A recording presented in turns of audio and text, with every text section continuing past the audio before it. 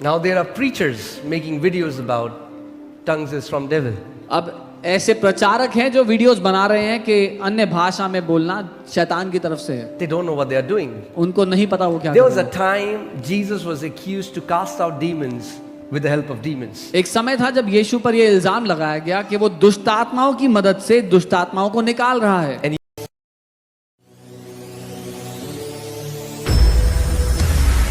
you know what was his response? आपको पता है यीशु ने क्या जवाब दिया? He said, every other sin shall be forgiven. उसने कहा हर एक दूसरा पाप क्षमा किया जाएगा, But he who blasphemes against the Holy Spirit लेकिन वो जो पवित्र आत्मा के खिलाफ व्यर्थ बातें कहता है will not be forgiven in this age or in ages to come. वो क्षमा नहीं किया जाएगा इस समय में और आने वाले समयों में भी।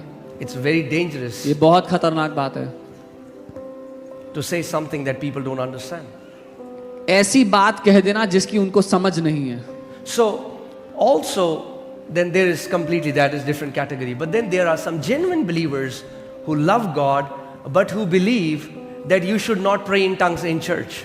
तो वो तो एक अलग ही श्रेणी के लोग हो गए, लेकिन फिर एक ऐसी श्रेणी के भी लोग हैं जो सच्चे ईमानदार विश्वासी हैं, जो ये मानते हैं कि आपको चर्च में अन्य भाषा नहीं बोलनी चाहिए, Like what we will do now. जो अभी हम करने वाले हैं वो They नहीं करना। feel these people are violating scriptures. उनको लगता है कि ये लोग वचन के विरोध में जा रहे हैं। I will, whatever you will do, whatever you will see in this church, if you don't find it in the Bible, come and question us. इस चर्च में जो कुछ आप होते हुए देखें, अगर आपको वो बाइबल में नहीं मिलता तो आए हमसे सवाल करें उसके बारे में। Amen. So I'm going to give you a small teaching clarifying is so that your conscience doesn't prick you if you pray in tongues. तो मैं आपको एक छोटी शिक्षा देना चाहता हूँ ये साफ करते हुए, ताकि जब आप अन्य भाषा में प्रार्थना करो तो आपका विवेक आप पर दोष नहीं लगाए।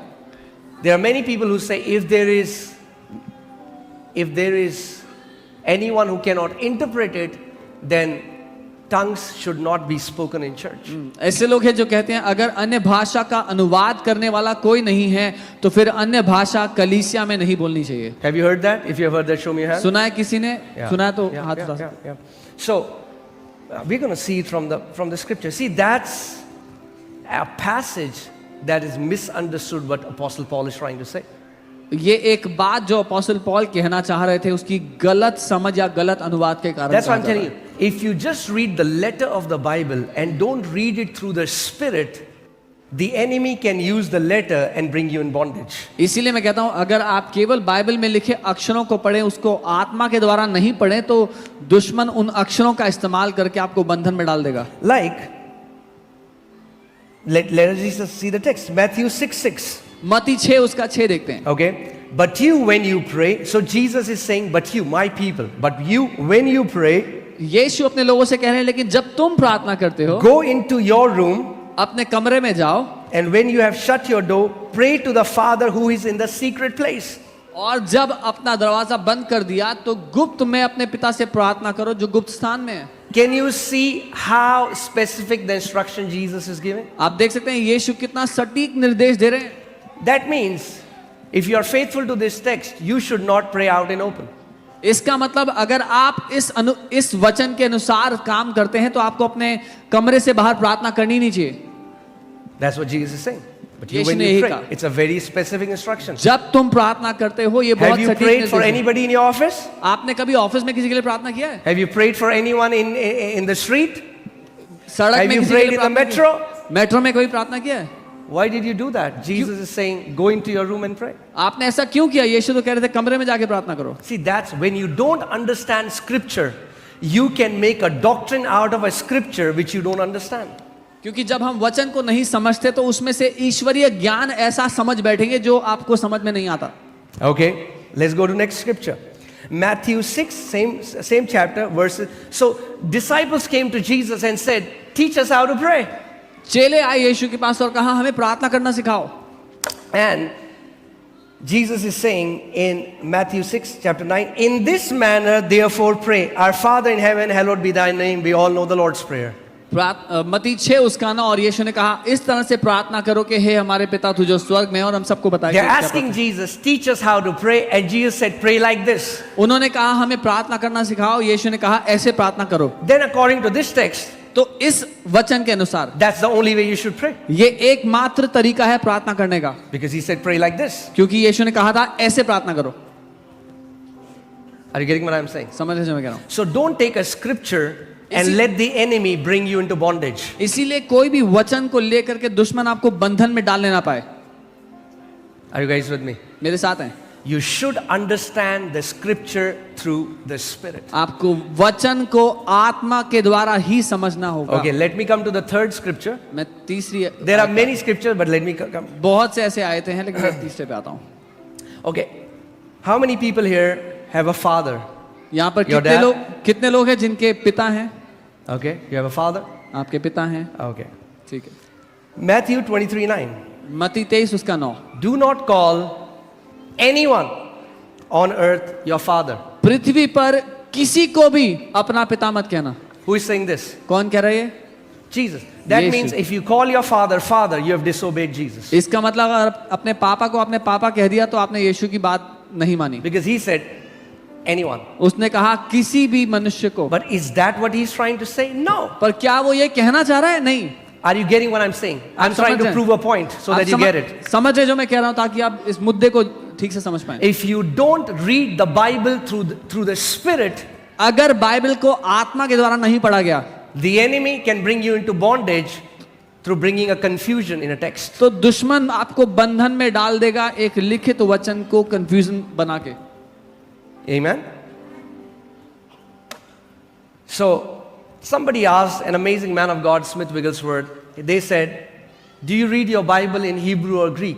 किसी ने परमेश्वर के जन स्मिथ विगलवर्थ से पूछा कि आप अपनी बाइबल इब्रानी में पढ़ते हो या यूनानी में? He said, I don't read my Bible in Hebrew or in Greek, I read my Bible in the Holy Spirit. उन्होंने कहा मैं अपनी बाइबल इब्रानी या यूनानी में नहीं पढ़ता, पवित्र आत्मा में पढ़ता हूँ।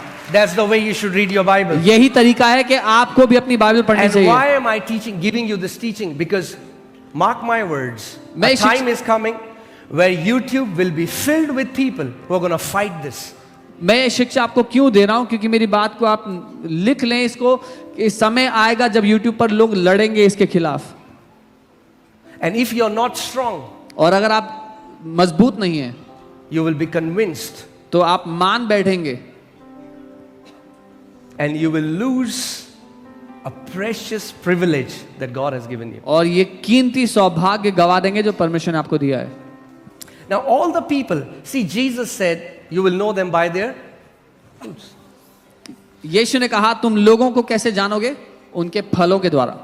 Anybody who fights tongues, show me one person who can heal the sick, cast out demons and walks in miracles. I'll change my doctrine. हर कोई व्यक्ति जो अन्य भाषा के खिलाफ कहता है, जो लड़ता है अन्य भाषा में बोलने से, मुझे दिखा दो उनकी सेवकाई में अगर वो चिन्ह चमत्कार करते हैं, बीमारों को चंगा करते हैं, दुष्ट आत्मा को निकालते हैं। All that they will do is talk. And the Bible says kingdom of God is not talking, but it is power. वो सिर्फ करने के लिए वो सिर्फ इतना ही कर सकते हैं, खाली बातें कर सकते हैं। परमेश्वर का वचन कहता है परमेश्वर का राज्य खाली बातें नहीं है, परमेश्वर की सामर्थ्य का प्रकटीकरण है। Amen. Devil hates it. Obviously he will hate it. शैतान को नफरत है इससे और करेगा भी नफरत। He will hate it. उसको नफरत होगी इससे Because it's a spiritual gym. क्योंकि ये आत्मिक जिम है। Anybody who joins this and continues is going to become a spiritual giant. जो कोई भी इसमें भर्ती होगा और करता रहेगा वो आत्मिक महारथी बन जाएगा। Amen. So anybody who fights or tells you that tongues is not for today or tongues ceased, see their ministry. See, is the power of God manifesting in their ministry? तो जो कोई आपसे ये कहता है कि अन्य भाषा आज के लिए नहीं है, अन्य भाषा तो कब की बंद हो गई, उनकी सेवकाई में देखो क्या परमेश्वर की सामर्थ्य का प्रकटीकरण होता है या नहीं होता है। They say it's gibberish. वो कहते हैं ये बड़बड़ाना है। If it's gibberish, अगर ये बड़बड़ाना है then the people who are doing gibberish should have the least power manifesting in their ministry. But how come it's opposite? तो फिर जो लोग बड़बड़ा रहे हैं उनकी सेवकाई में सबसे कम ताकत का प्रदर्शन होना चाहिए, पर ऐसा कैसे कि उनकी सेवकाई में सबसे ज्यादा सामर्थ्य के काम हो रहे हैं। Are you guys with me? मेरे साथ हैं? Doesn't make any sense. ये तो बात समझ में नहीं Why आती। would God confirm signs and wonders through the ministry of those who are in error? परमेश्वर क्यों उनकी सेवकाई के द्वारा चिन्ह चमत्कार करेगा जो लोग गलती में चल रहे हैं। Okay. So you should first understand that this is the privilege only given to New Covenant believers. All the remaining 8 gifts worked in Old Testament, praying in tongues is the only privilege given to the New Testament believer. सबसे पहले आपको ये सौभाग्य जानना है कि ये सौभाग्य है क्या, क्योंकि बाकी सारे जो 8 वरदान है वो पुराने नियम में भी काम करते थे। ये एकमात्र वरदान है जो नई वाचा में विश्वासियों को सौंपा गया है। Okay? Devil is trying to discourage the body of Christ so that he can stop you from having a lifestyle of praying in tongues. शैतान इसीलिए निराश करना चाहता है, रोकना चाहता है मसीह की देह को अन्य भाषा में प्रार्थना करने से, लेकिन परमेश्वर चाहता है कि आप अन्य भाषा में बोलने की जीवन शैली में जिएं। Amen. Now, praying in tongues should not be an event. We are not doing this once a month. This is to push you so that it becomes your lifestyle. अन्य भाषा में बोलना एक बार हुई घटना नहीं होना चाहिए कि हम महीने में एक बार अन्य भाषा बोलते हैं। ये इसलिए है ताकि आपको प्रोत्साहन मिले कि अपनी जिंदगी में आप हर रोज अन्य भाषा में बात करें। Amen. And as the time goes in between, as the Lord will lead me, I'll share some of the experiences I had, spiritual encounters I had just by praying in the Holy Ghost. और जब समय आगे बढ़ेगा, जैसे प्रभु अनुमति देगा, मैं उन आत्मिक अनुभवों के बारे में बताऊंगा जो अन्य भाषा में बोलने के कारण मुझे मिले। Amen. But let me quickly share something. Is it okay if I share something and then we go into praying? You all can be seated, please. आप लोग बैठ सकते हैं, मैं जल्दी से कुछ बताऊंगा, फिर हम अन्य भाषा में प्रार्थना करेंगे। Okay. Because I think teaching is important so that nobody will be able to deceive you. क्योंकि शिक्षा महत्वपूर्ण है ताकि कोई आपको धोखा ना दे सके। Amen. All right. 1 Corinthians 12:28. पहला कुरिन्थियों 12 उसका 28। And God had set some in the church. Who has set? God. और परमेश्वर ने कलीसिया में अलग अलग व्यक्ति नियुक्त किए हैं। किसने किए हैं?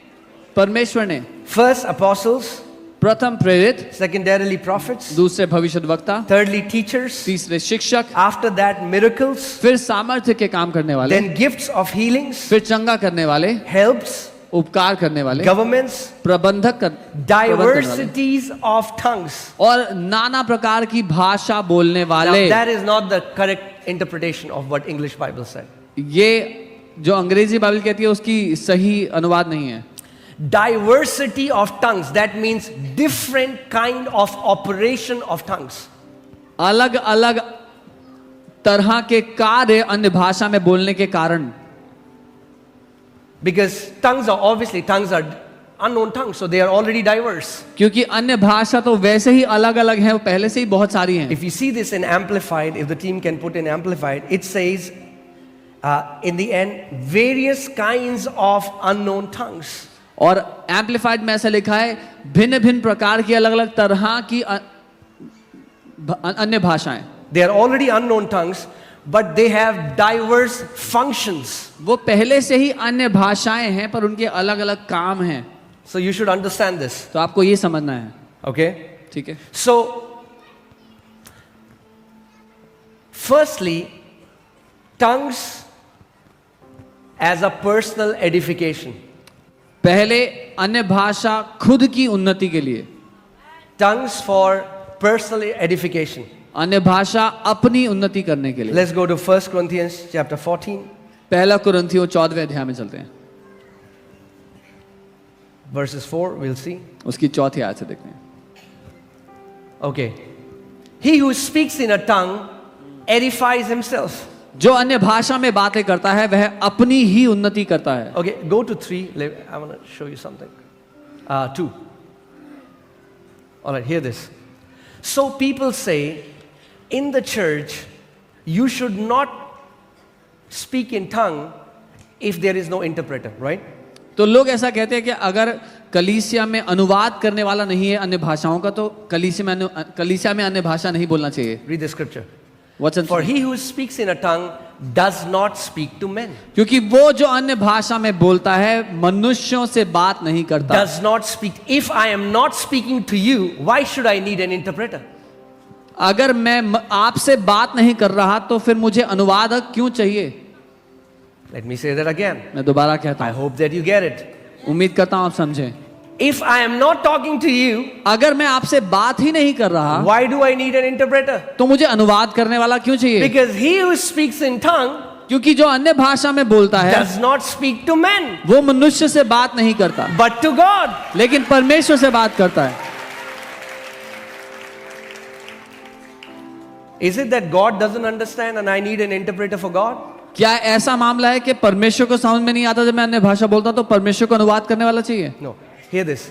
This is the first diversity of tongue.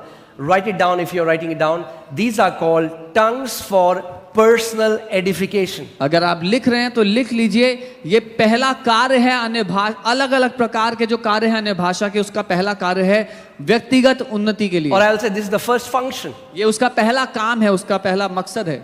Okay? Tongues for personal edification. That व्यक्तिगत means उन्नति। when you speak in tongue, इसका मतलब जब आप अन्य भाषा बोलते हो, you're not talking to men. आप इंसानों से बात नहीं कर रहे। And if you carefully hear, I'm going to clear the confusion about the entire chapter so that you understand. और अगर आप ध्यान से सुनेंगे तो इस पूरे चैप्टर में जो कंफ्यूजन है उसको मैं साफ कर दूंगा आपके लिए। Amen? So, let's go to that chapter. Okay. So, let me just open 1 Corinthians 14.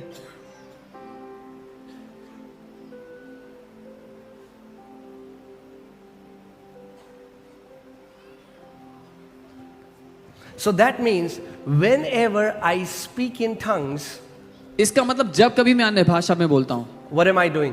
मैं क्या कर रहा हूँ? I'm edifying myself. मैं अपनी ही उन्नति कर रहा हूँ। But then there are tongues for interpretation. लेकिन फिर अनुवाद के लिए अन्य भाषा है, That means, and it has happened in this church. और इस कलीसिया में भी हुआ है। I'm just praying.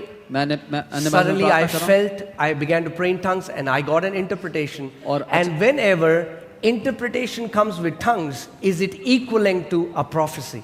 और मैं प्रार्थना कर रहा हूँ अन्य भाषा में और मुझे उसका अनुवाद मिलने लगता है, और जब कभी अनुवाद आता है अन्य भाषा का तो वो भविष्यवाणी के बराबर है। Why?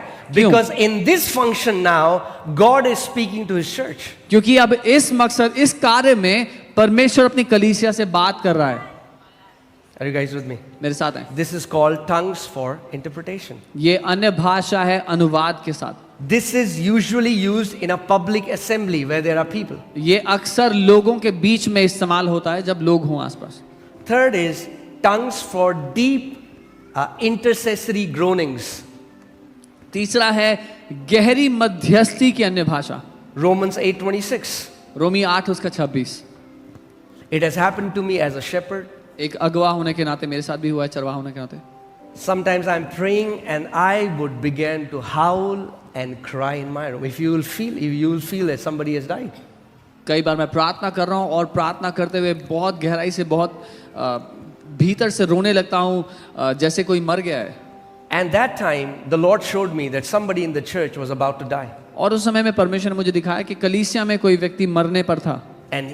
And He made me stand as an intercessor, as somebody who stands in the gap to fight for that person's life. और परमेश्वर ने मुझे बीच में खड़ा कर दिया एक मध्यस्थी करने वाले की तरह, उनके लिए लड़ने के लिए। Amen? Amen. Look what the Bible says. Likewise, the Spirit also helps in our infirmities, for we do not know what we should pray for as we ought, but the Spirit Himself makes intercession for us with groanings which cannot be uttered. That means it's not in your will. You cannot utter it. It has to come through the Spirit. और यहाँ लिखा है, इसी रीति से आत्मा भी हमारी दुर्बलता में सहायता करता है, क्योंकि हम नहीं जानते कि प्रार्थना किस रीति से करना चाहिए, लेकिन आत्मा खुद ही ऐसी आहें भर भर कर जो बयां से बाहर है। कैसे करता है प्रार्थना? आहें भर भर के। कौन करता है प्रार्थना? आत्मा करता है। This is deep groanings. ये गहरी आहें भरना है। This is groaning. ये आहें हैं। It's sometimes it's like a labor pain. वो बच्चे को जन्म देने के दर्द जैसा है। So much of you, what you see here, इतना कुछ जो आप यहाँ पे देखते हो, behind the scene, there has been groanings. जब इस सब के पीछे उसके लिए आहें भरी गई हैं। Every time after the groaning, there is a birth. हर बार दर्द सहने के बाद जन्म दिया जाता है. You are here because your mom suffered that pain. आप यहाँ पे इसीलिए क्योंकि आपकी मम्मी ने वो दर्द सहा है. Any shepherd who groans in the spirit कोई will भी- always give birth to many spiritual children. कोई भी चरवाहा जो उस दर्द को सहता है वो आत्मिक बच्चों को जन्म देता है. That's the third manifestation of tongues. ये तीसरा प्रकटीकरण है अन्य भाषा का. Are you guys with me? मेरे साथ This is making sense. समझ में आ रहा है. Fourth, चौथा, are tongues as a sign to the unbeliever. अन्य भाषा एक चिन्ह के रूप में अविश्वासियों के लिए. 1 Corinthians 14:22. पहला कुरिन्थियों 14:22.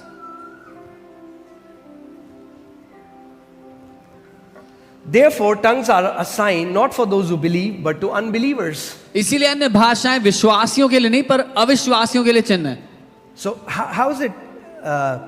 It's let's go to Acts 2:4-11. We see what happens many times. For example, you went to Tibet, प्रेरितों and के the काम- Lord led you to pray in tongues, and you're praying in tongues. You don't know what you're praying, but you are speaking fluent Tibetan to this guy, and God gives him a message. He will be shocked. How do you know Tibetan? And then it will be a sign for him. In this way, tongues become a sign for the unbelievers.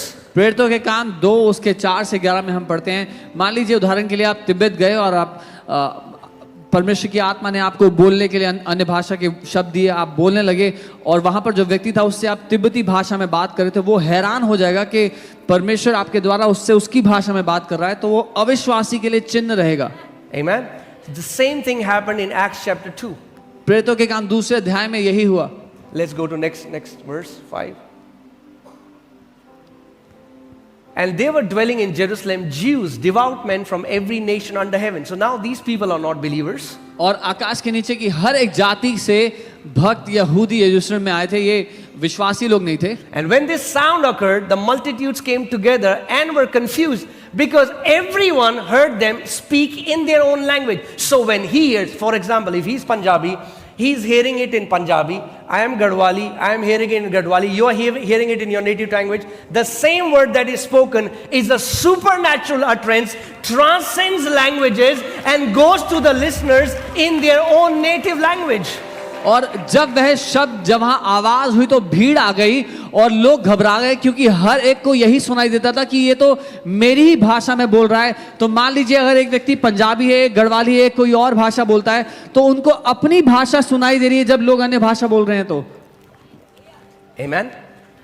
There are many Bible teachers, they use this scripture and say, see, so tongues क्या है? Tongues ये है कि अगर परमेश्वर आपको किसी दूसरे देश भेजेगा और आपके द्वारा वो भाषा, वो एक मैनिफेस्टेशन है. ये वचन इस्तेमाल करके कई बाइबल सिखाने वाले ऐसा कहते हैं कि देखो जब when you will go to another country and you will speak in tongues, you will speak their language, ये एक प्रकटीकरण है केवल अन्य भाषा बोलने का. But they say tongues is not gibberish. वो कहते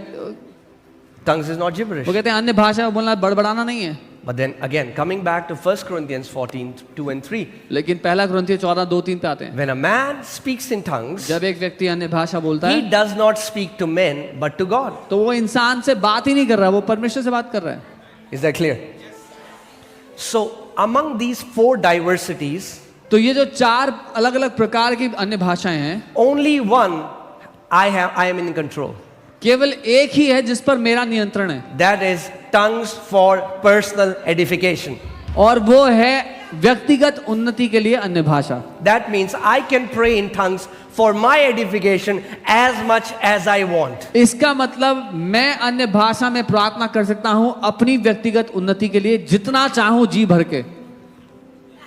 I can pray in tongues for my edification for 5 minutes. मैं अपनी उन्नति के लिए 5 मिनट प्रार्थना कर सकता हूं And I'll be edified 5 minutes. और 5 मिनट की उन्नति मिलेगी. If you charge your phone for 5 minutes, अगर अपने फोन को 5 मिनट चार्ज your करोगे phone will have charge for 5 minutes. तो आपके फोन में 5 मिनट की If you charge your phone for 4 hours, अगर अपने फोन को 4 घंटा चार्ज your करोगे phone will be charged fully, can be used for much more things. तो आपका फोन पूरी तरह से चार्ज होगा, ज्यादा लंबे समय इस्तेमाल कर पाओगे. So how much charge is in you depends upon how many hours you pray in the Holy Ghost. तो कितना चार्ज आपके भीतर है निर्भर करता है कितना आप अन्य भाषा में प्रार्थना करते हो. Are you guys with me? मेरे साथ हो? So for all the other three, it is towards men, but this one, it's you and God. When I speak in tongue, I am not speaking to men, but to God. तो बाकी 3 तरह के जो अन्य भाषा के कार्य हैं वो मनुष्यों के लिए हैं, उनकी सेवकाई करने के लिए, लेकिन ये एकमात्र है जो आपके और परमेश्वर के बीच में है। इसमें आप मनुष्यों से बात ही नहीं कर रहे, परमेश्वर से बात कर रहे Now हैं। you will say, but Pastor, if you read that chapter, it's Paul says, I would rather speak 5 words of wisdom in church rather than praying 10,000 words in tongues. लेकिन आप कहेंगे कि पास्टर वहां अगर आप पढ़ेंगे तो पॉल कह रहे हैं कि मैं कलीसिया में आकर के 5 मिनट बुद्धि की बात करूंगा, ना कि 10,000 शब्द अन्य भाषा में बोलूंगा। Absolutely right. बिल्कुल सही कहा। What? Let's go there. Let's see what Paul says. देखते हैं पॉल क्या कहते हैं। Hallelujah.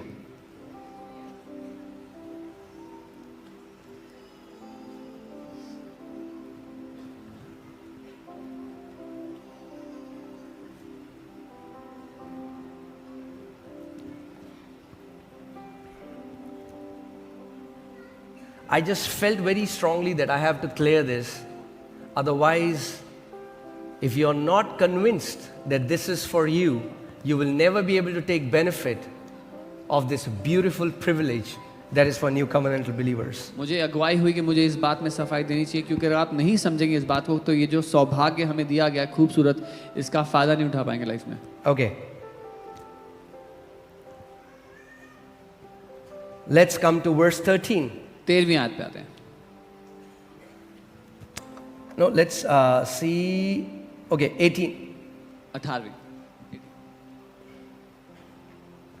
I thank my God मैं अपने परमेश्वर को धन्यवाद देता हूँ that I speak with tongues more than you all. कि मैं तुम सबसे अधिक अन्य भाषा में बोलता हूँ। Who is saying this? कौन कह रहे हैं? Apostle Paul. प्रेरित पौलुस। He's like, I speak in tongues more than you all. वो कह रहे हैं मैं तुम सबसे ज्यादा अन्य भाषा बोलता हूँ। But let's see what he says. Next verse. अगली आयत में क्या कहते हैं? Yet in the church, फिर भी कलीसिया के अंदर I would rather speak 5 words मैं 5 शब्द ही कहूंगा with my understanding अपनी समझ के साथ, that I may teach others also. ताकि मैं दूसरों को भी सिखा सकूं। So hear this. तो सुनिए, What Paul is saying is, पौलुस ये कह रहे हैं, if Sunday you came Sunday को आप आए कलीसिया में and we say, thank you church, और हम कहते हैं धन्यवाद and I church, say, ora la ba se और फिर मैं अन्य भाषा में बोलने लगा। and then I say, amen, घर मैंने जाओ। कहा आमेन, सब घर जाओ, everybody go home. I got edified. मेरी तो उन्नति हो गई, You wasted your time आपका टाइम वेस्ट हो गया, because I didn't teach you anything. क्योंकि मैंने आपको कुछ सिखाया नहीं। Are you guys with me? मेरे साथ हो? He's like, in Sunday service, वो कह रहे हैं जब सभा होती है संडे की, because I'm talking to you, क्योंकि मैं आपसे बात कर रहा हूँ, I cannot use my personal prayer language. तो मैं अपनी व्यक्तिगत प्रार्थना भाषा का इस्तेमाल नहीं But करूँगा। hear this. सुनिए, When we have called you for all-night prayer meeting, जब हमने आपको पूरी रात प्रार्थना की सभा के लिए बुलाया है, when we pray in tongues, जब हम अन्य भाषा में प्रार्थना I करते am हैं, not talking to you. तो मैं आपसे बात नहीं कर रहा हूँ, You are not talking to me. आप मुझसे बात नहीं कर रहे हैं। We all, हम सब, are you guys with me? मेरे साथ हैं, We all are motivating and encouraging you, building your personal capacity so that you can pray in tongues as much as you want. हम सब आपको प्रोत्साहित कर रहे हैं ताकि आप अपनी खुद की क्षमता को जितना चाहो बढ़ा लो। This is not a Sunday service. ये संडे की सभा नहीं है। आप सो रहे होते घर पे अभी, You could have been sleeping in your house right but now, now you're here पर आप यहाँ पे हैं अभी, because we are going to together pray in the Holy Ghost. क्योंकि हम साथ मिलकर अन्य भाषा में प्रार्थना करने के लिए इकट्ठा हुए हैं। So, because I'm not talking to you, और क्योंकि मैं आपसे बात नहीं कर रहा हूँ उसमें, you don't need to care what I'm saying. आपको सुनने की जरूरत नहीं है मैं क्या कह रहा हूँ उसमें, And because you are not talking to me, और क्योंकि आप मुझसे बात नहीं कर रहे I हैं don't अन्य need to भाषा में, care what you're saying. तो मुझे परवाह नहीं है आप क्या कह रहे हैं अन्य भाषा में। We all are being edified together. हम सब साथ मिलकर अपनी उन्नति कर रहे हैं। Amen. जैसे नई बैटरी वाली गाड़ियां हैं, उनका अब एक स्टेशन है जहां जाके वो साथ में चार्ज कर सकते हैं, जल्दी चार्जिंग होती है। ये वैसे ही स्टेशन है, सब गाड़ियां ला रखे हैं अपनी, साथ में चार्ज करते हैं मिलके। Like all the new battery cars, they go to charging stations together and they can charge together. This is a charging station where all the batteries come and get charged. Amen. So for people who say that as a rule you should never तो जो They लोग don't understand the text. तो जो लोग कहते हैं कि जब साथ मिलते हो कभी भी अन्य भाषा में प्रार्थना नहीं करना चाहिए, वो इसलिए क्योंकि उनको वचन समझ में Because नहीं if you आया। read the chapter अच्छे से, अगर ठीक से चैप्टर पढ़ेंगे you will see Apostle Paul says, because if I'm praying in church, I'm still edifying myself. It's not wrong. He's not saying that is wrong. क्योंकि पौलुस प्रेरित ये कह रहे हैं अगर मैं कलीसिया में आकर भी अपनी व्यक्तिगत भाषा बोलता हूं तो मैं अपनी तो उन्नति कर रहा हूं, वो गलत नहीं है। But the people who are listening, they are not edified. लेकिन जो लोग सुन रहे हैं उनका कुछ भला नहीं होगा उसमें। अगर आप अभी आते और आप मुझे देख रहे होते 7 घंटे और मैं कर होता रिबलाबा शाकाठारा ब्रोलागा बादाना, फिर वो गलत होता। मगर यहां से मैं कह रहा हूं रबो शाका, वहां से आप कह रहे रिगाबाला गाराबो से कह रहे, तो मजा आने वाला है। If you would have come to church and I would have prayed 7 hours in tongues and you would have watched me, that would have been wrong. But when I pray in tongues, you also pray in tongues. That's how we build each other up. Amen. We are doing this when we do something together, it's easy. जब हम साथ मिलकर कुछ करते हैं तो वो आसान हो जाता है। And a good leader और एक अच्छा अगुवा doesn't tell people what to do, he shows them how to do it. लोगों को बताता नहीं है कि क्या करना है, वो लोगों को करके दिखाता है ऐसे So करना that है। then you can do it yourself. ताकि जब आप अपने आप करने लग जाओ, So that even in your house you shut your door and you are rabba sakara ताकि अपने घर में भी आप दरवाजा बंद करो, अन्य that भाषा में becomes your प्रार्थना lifestyle. करो। ये आपका जिंदगी जीने का तरीका बन जाए। That's our intention. And you say, ये तो gibberish लगती है। Oh, this seems like gibberish. बड़बड़ाना लगता है। जो भाषा आपको नहीं आती सब gibberish ही लगती है। Whatever languages you don't know sound like gibberish to you. Chinese सुनिए आपने, जिब्रिश ही सुनाई देती है। Even- जो भाषा आपको समझ में नहीं आती वो जिब्रिश समझ में आती है। Whatever language you don't understand sounds gibberish to you. Amen. Praise God. But we pray in the Holy Ghost by faith. प्रभु को धन्यवाद हो कि हम विश्वास के द्वारा अन्य भाषा में पवित्र आत्मा में प्रार्थना करते हैं। Because let's put that scripture again, 14:2. When anybody pray in tongues, no one understands him. What does no one mean? No one means no one. लिखा है जब कोई अन्य भाषा में बात करता है तो कोई भी उसको नहीं समझता। कोई भी नहीं समझता का मतलब क्या होता है? मगर जिसको समझना है वो बिल्कुल समझता है कि आत्मा क्या कह रहा है। But he who has to understand understands everything you are saying. Sometimes people come to me, they say, Pastor, all that we can say is da da da da da da da da बोलते रहो, डाडा से लाला करते करते बहुत सारा बढ़ता जाएगा। आपका बच्चा जब पैदा हुआ था तो ऐसा हुआ था, पैदा हुआ, अरे मम्मी पापा कैसे हो आप? नहीं, उसने भी ऐसे ही बोलना शुरू किया, लाला मामा दादा, वैसे करके बोलते जाओ, मिस्ट्रीज निकलने लग जाएंगी आत्मा से आपकी। Yeah, if there's anybody who just speaks one syllable or 2 syllables, do not worry about what you're saying. Keep on speaking those syllables and you will keep on expanding your ability to pray in tongues. Amen. ये नदी है, नदी, स्वर्गीय नदी। Yeah. This is a heavenly river. बहने दो। Let it पड़ोसी को flow. बोलो, पड़ोसी नदी को बहने दो। Tell your neighbor, let it flow. ये 299 ग्राम का भेजे को मत बुलाओ बीच में जो आत्मा काम करना चाहता है। Do not bring your 299 grams brain in between the work that Holy Spirit wants to do. Because Paul says, when I pray, Holy Spirit through my spirit prays. पौलुस प्रेरित कहते हैं जब मैं प्रार्थना करता हूं When I तो pray in tongues, जब मैं अन्य भाषा में प्रार्थना करता हूं तो पवित्र आत्मा मेरी आत्मा के द्वारा प्रार्थना करता है। but my understanding is unfruitful. पर मेरी समझ तो फलहीन है उसमें। मतलब यहाँ कुछ समझ में नहीं आता। That means nothing registers here. प्रभु ने इसको बाईपास ही कर दिया। God bypassed our brain. यहाँ से आप प्रे करते हो अन्य भाषा में। You pray from here in unknown tongues. And क्या कह रहा है परमेश्वर का वचन? He who speaks in tongue does not speak to one, for no one understands him. However, in the spirit he speaks what? Mysteries. The word of God is saying वो जो अन्य भाषा में बोलता है उसको कोई नहीं समझता, लेकिन वो आत्मा में भेद की बातों को बोलता है। People who consistently pray in the Holy Spirit become containers of mystery. वो लोग जो निरंतरता से अन्य भाषा बोलते रहते हैं वो भेदों से भरे बर्तन बन जाते हैं. मैं किसी बाइबल कॉलेज नहीं गया, I never went to any Bible college, मगर स्कूल के कॉलेज, आत्मा के कॉलेज जरूर गया हूँ. but I went to the school of the Spirit.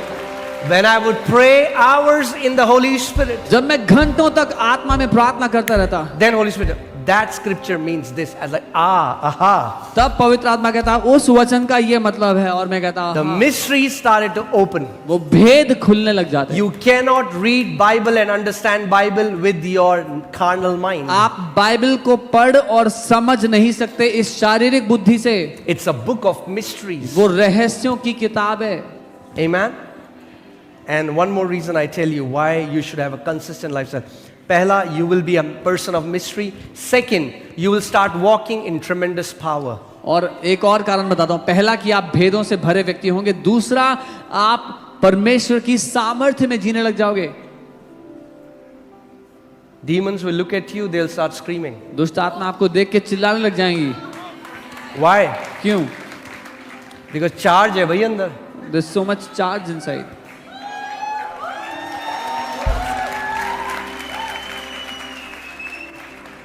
Amen. मैं सबसे महंगा फोन ले लूं दुनिया का. I can buy the most expensive phone in the world. iPhone 15, 20, 25 जो भी आएगा. Yeah, whatever iPhone version I comes. can have the best phone. सबसे अच्छा फोन हो मेरे पास. मैं चांद की फोटो खींच लूं इससे. I can click the moon from it, मगर इसको चार्ज ही करना भूल जाऊं. but I forget to charge it. It's as good as dead. वो मरा हुआ ही है फिर.